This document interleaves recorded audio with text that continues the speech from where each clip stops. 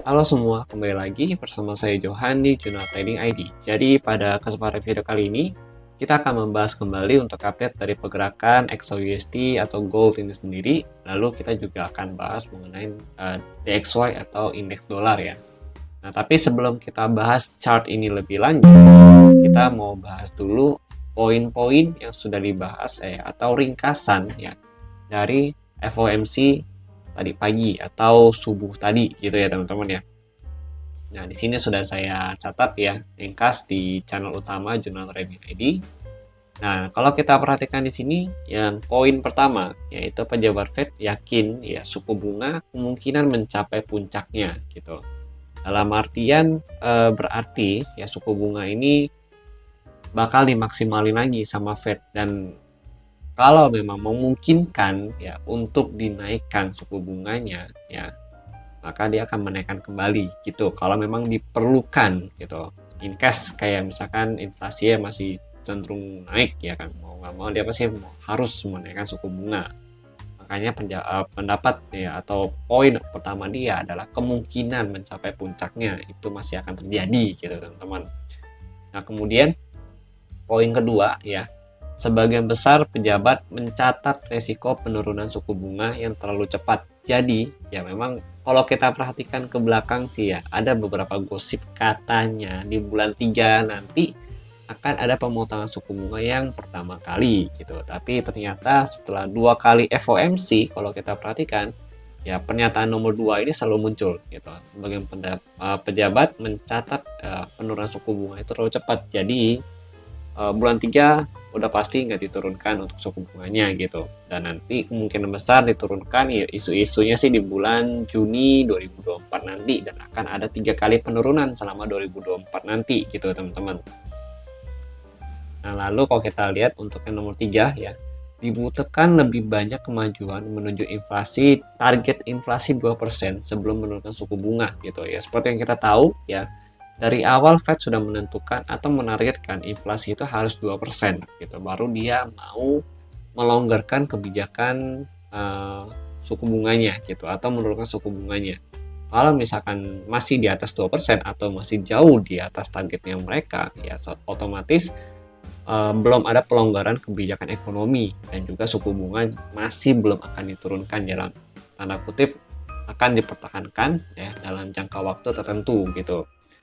Oke, kemudian untuk yang nomor 4 ya, Fed tetap sangat memperhatikan resiko inflasi gitu. Jadi ini sebenarnya poin nomor 4 ini yaitu balik lagi ke bagian nomor 1 gitu ya.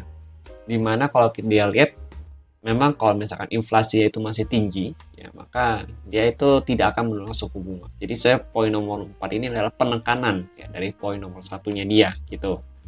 Lalu kalau kita lihat nih nomor 5, beberapa pejabat memperingatkan risiko negatif dari kebijakan yang terlalu membatasin gitu. Ya, jadi kalau misalkan pengetatan kebijakan ekonomi ya, seperti kita tahu kayak menaikkan suku bunga salah satunya, itu juga bisa memperlambat kemajuan ekonomi terutama dari sektor pembelian gitu ya, atau konsumsi dari masyarakatnya.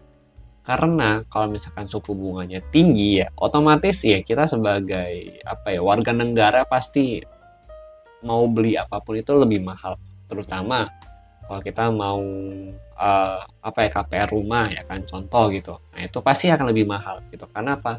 Karena posisinya itu adalah kita membayar bunga itu lebih besar gitu teman-teman.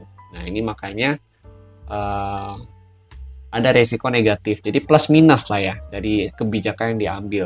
Target dia 2% untuk menurunkan inflasi, tapi negatifnya adalah bisa ada pelemahan di sektor konsumsi gitu teman-teman.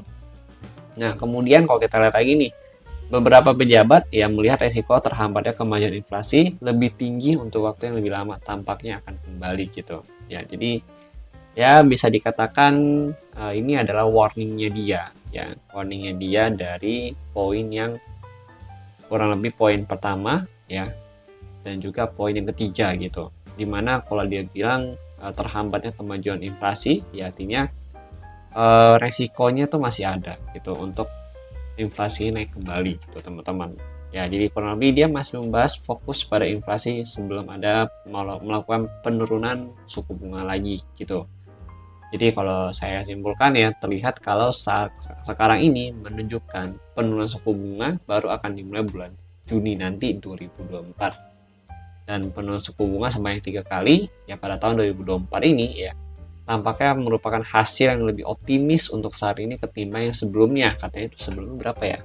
Kalau nggak salah tuh ada 9 atau berapa kali gitu ya penurunan suku bunga. 9 kali kalau nggak salah ya, kalau nggak salah gitu. Sebelumnya itu yang awal-awal banget gitu. Ya isu-isu penurunan suku bunga. Tapi yang ternyata setelah beberapa kali rapat ya dan bahas sana, bahas ini, lihat data ini, lihat data ini gitu kan. Nah, jadinya kurang lebih 3 kali lah yang akan ditargetkan ya seperti pada FOMC beberapa waktu lalu gitu, bulan Desember sama Januari gitu teman-teman. Oke, jadi itu ya yang akan Fed fokuskan adalah risiko inflasi gitu. Jadi dia tetap masih fokus inflasinya nih, terutama untuk data CPI, tenaga kerja itu masih jadi fokus utama dia untuk mengambil kesimpulan di rapat FOMC bulan depan gitu teman-teman. Oke, lanjut lagi. Sekarang kita mau bahas nih. Berarti ya kalau kita lihat ya untuk The Fed sendiri, berarti dia masih menangin dari pihak USD-nya gitu. USD-nya masih strong lah bahasanya, masih punya power untuk nge-gain ya ke level yang lebih tinggi lagi. Ya, in case contoh ini lagi di 103 ya, ini 103 berarti dia masih bisa nih lanjut atau melakukan kenaikan sampai ke 104 kembali ya, 104,16 sampai 104,4 ya di sini gitu. Atau 104,3 gitu teman-teman. Dari hasil ya keputusan dari Fed ya, jadi bisa dikatakan masih hawkish lah gitu Fednya gitu kan. Oke, nah ini kita bahas dulu dari DXY gitu. Untuk saat ini DXY dia memang sudah jebol ya atau breakout dari main supportnya dia ya, main support dia ini kurang lebih kan di 103,98 atau 104 lah ya di sini ya. Nah ini terlihat udah breakout dan saat ini pun kalau kita lihat last candle-nya dia yang lagi bukan last candle tapi current candle ya, itu lagi coba untuk bisa naik lagi ke 104 gitu teman-teman. Nah kalau kita lihat memang secara technically ya untuk di bawah 104 ya, di bawah 104 si DXY ini masih potensi nih untuk nyentuh kembali ya. Ini ada sedikit resisten ya, jangan lupa ini ada resisten sedikit banget ya, kecil banget ini patahan candle-nya dia. Nah potensi untuk turun kembali dan nyentuh ke angka 103,6 gitu. Ini dari segi DXY gitu teman-teman, karena dia sudah break dari main supportnya dia gitu ya. Jadi dia potensi ke 103,6 ya. Lalu nanti sampai kurang lebih ke level harga terdekatnya itu di 103,3 sampai 102,97 gitu. Itu kalau secara teknikal kalau kita bahasnya. Ya, tapi ya overall ya secara sentimen itu masih bullish untuk DXY terutama dari pendapat dari Fed itu sendiri gitu. Tapi kan sekarang pertanyaannya adalah kenapa si Fed ini mempertahankan suku bunga, harusnya kan positif untuk DXY gitu kan, tapi DXY-nya malah turun gitu. Itu yang jadi pertanyaannya saat ini gitu. Oke, kalau kita lihat misalkan dari hasil data yang ada ya, memang kalau dari pembahasan dari Om Powell ya atau Fed itu sendiri itu bagus gitu.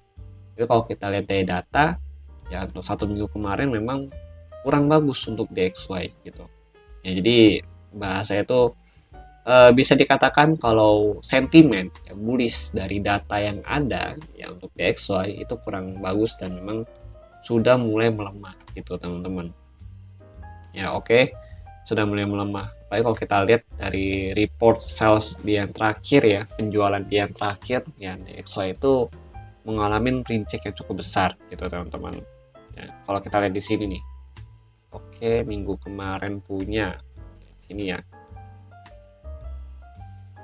Nah kita lihat nih di retail sales di yang terakhirnya udah kurang bagus gitu.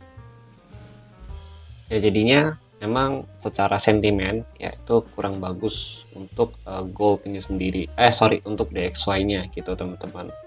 Jadi memang sudah mulai nih terlihat ya efek-efek dari suku bunga yang tinggi gitu teman-teman.